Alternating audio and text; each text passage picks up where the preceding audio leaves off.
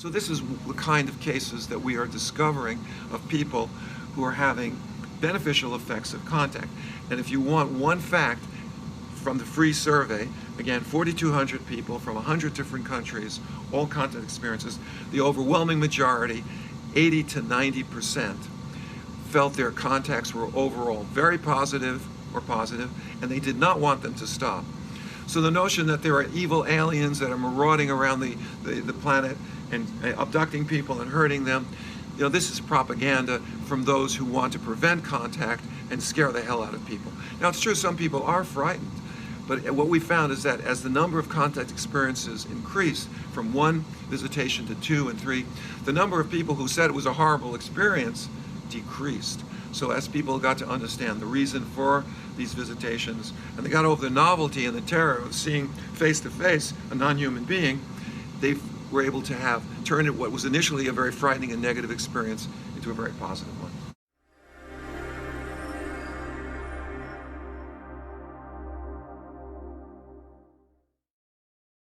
Greetings and welcome to the Vortex. I'm your host, Daniel Allen Jones, and I'm glad to be joined here by Dr. Joseph Burkes.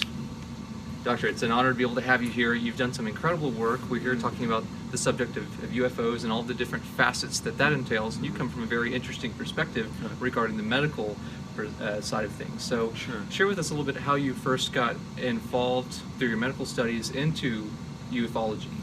Well, I am a practicing physician in the sense that I carry a license for the state of California, but I'm mostly retired. And the license is mainly to provide care from friends and family who need it. I haven't worked for a few years in the medical world, but I maintain my license.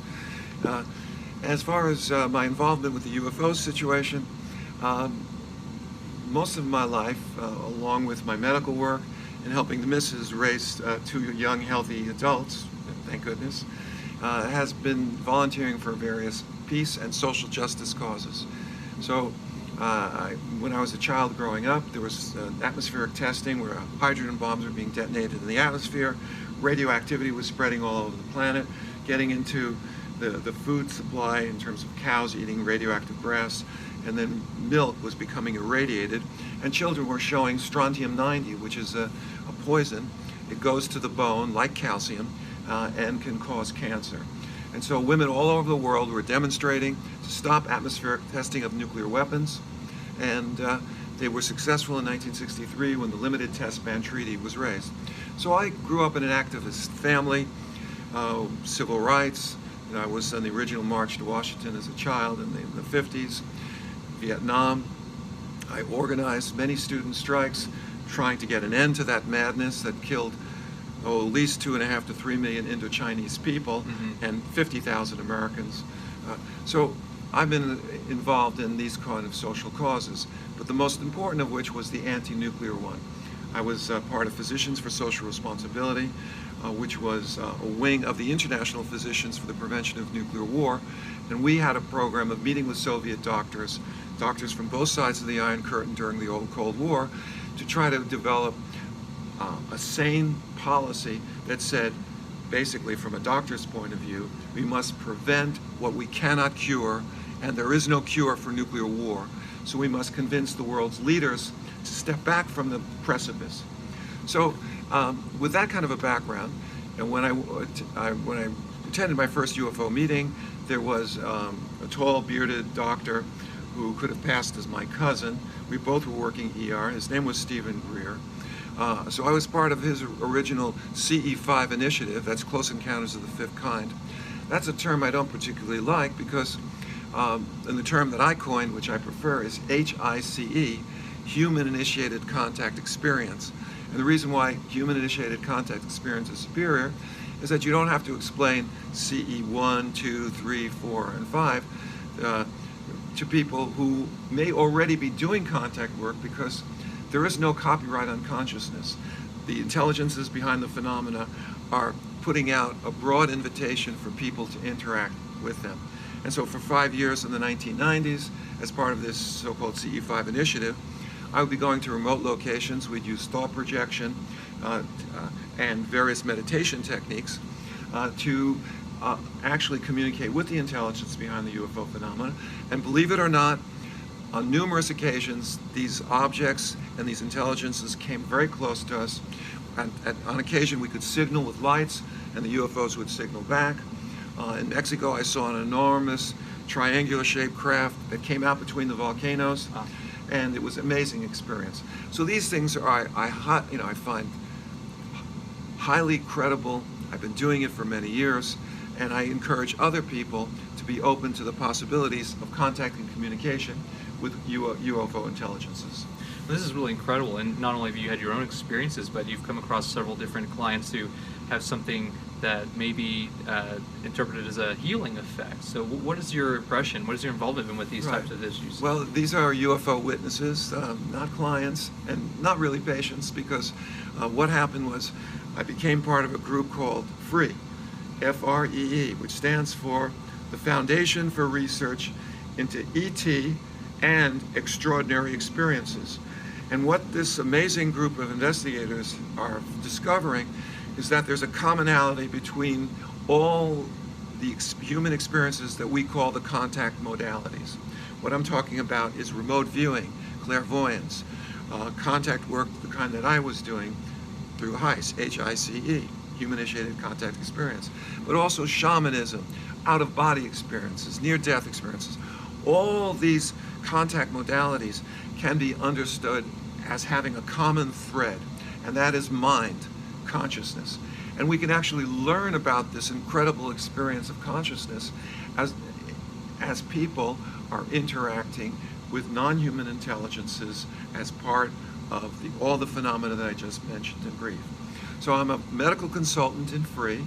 FREE carried out this amazing experiencer survey, research survey, where they got 4,200 contact experiencers, people who had contact and communication with intelligences they believed were extraterrestrial in nature, and they answered a very extensive questionnaire, some 600 questions initially, and then 70 questions which were open-ended. We accumulated a tremendous amount of material on the contact experience, and one of the themes that emerged was healings. Of the 1,500 people who answered the question, have you or anyone in your family experienced a healing as a result of contact with these extraterrestrials? Half, Wow. 750 plus people responded that they believed they had had healings. So what I did with my coworkers in FREE, Foundation for Research into Extraterrestrial and Extraordinary Experience, we went through the cases and we extracted the 10 best cases. And these were truly amazing accounts by credible witnesses. I'm talking about an emergency room physician who had extensive bleeding after wisdom tooth surgery, was afflicted by a terrible complication. The doctor had cut the inferior alveolar artery. So this young doctor, who had his one wisdom tooth removed, had pulsatile bleeding in his mouth. He was basically exsanguinating. And because he was a young doctor and he didn't want to go to the emergency room because that's where he worked, and he didn't want people to, see him as a patient of the year, he delayed, and at that point he passed out. Now this doctor had always been interested in the UFOs. He didn't have sightings, but he did have a high strangeness missing time experience. So I'm convinced, yes, he was a contact experiencer. The next thing he knew after he passed out, he's on board spacecraft. Why do I say that? Because he's enveloped in light. He's floating, no longer in his room on this blood-soaked bed from his unsuccessful attempts to stop the bleeding. And it's a circular room, and he looks down on the floor, and it's transparent, and he sees an image of the Earth from space. Wow. He's floating, and he looks across, and he sees an extraterrestrial, sort of so-called gray, with the big wraparound eyes and the big head. And the good thing is that he wasn't bleeding. Wow. And the next thing he knew, after a briefest of memories, he's now back in bed, which is covered with blood, and he's fine. No longer had the rapid heartbeat, the dizziness, the weakness, all those symptoms he had as he was basically exsanguinating. And he had been cured. He did not require transfusions in the emergency room. He did not require an ENT doctor or oral surgeon to come in and ligate that artery, the inferior alveolar artery that had been cut. So this is the kind of cases that we are discovering of people who are having beneficial effects of contact. And if you want one fact from the free survey, again, 4,200 people from 100 different countries, all contact experiences, the overwhelming majority, 80 to 90%, felt their contacts were overall very positive or positive, and they did not want them to stop. So the notion that there are evil aliens that are marauding around the planet and abducting people and hurting them, this is propaganda from those who want to prevent contact and scare the hell out of people. Now, it's true some people are frightened, but what we found is that as the number of contact experiences increased from 1 visitation to 2 and 3, the number of people who said it was a horrible experience decreased. So as people got to understand the reason for these visitations, and they got over the novelty and the terror of seeing face to face a non-human being, they were able to turn what was initially a very frightening and negative experience into a very positive one. That's really incredible. So with what's going on in the modern and conventional scientific and medical communities, this isn't really a big topic that's often accepted or acknowledged. No. What is your take on that? Well, my take on it is that you have to walk before you run. This is a program of rapprochement with UFO intelligences that's not going to unfold over decades, but more likely over generations or centuries. It took over 70 years for women to get the right to vote. Ending slavery was over 100-year struggle. Rights of workers to have trade unions all took. So as a former peace and social justice activist, I tend to look at the long run. Many of my colleagues looked at the work that I was doing with some concern and suspicion, but there was also a lot of support, because the physicians, as thinking people, can figure out that we're not alone in the universe, and if that is the case, then we should perhaps go out and meet those intelligences rather than tell each other scary stories in the dark, like kids. Sure. So there are a lot of people out there who think that some of these things are just imaginative and are really just altogether nonsense. What would you give as a send-off to those people? Yeah, there was a series of amazing events at U.S. nuclear weapons stations all around the world, in the United States and in Europe, where UFOs, craft, saucers came in and interfered with the control systems of these very sophisticated weapons of mass destruction. And these encounters have been documented by government reports.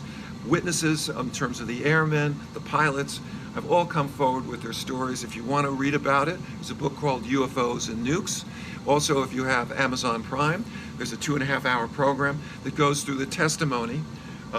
So if people doubt that this is real, just read the accounts of the soldiers who had their nuclear weapons deactivated as a result of interactions with UFOs.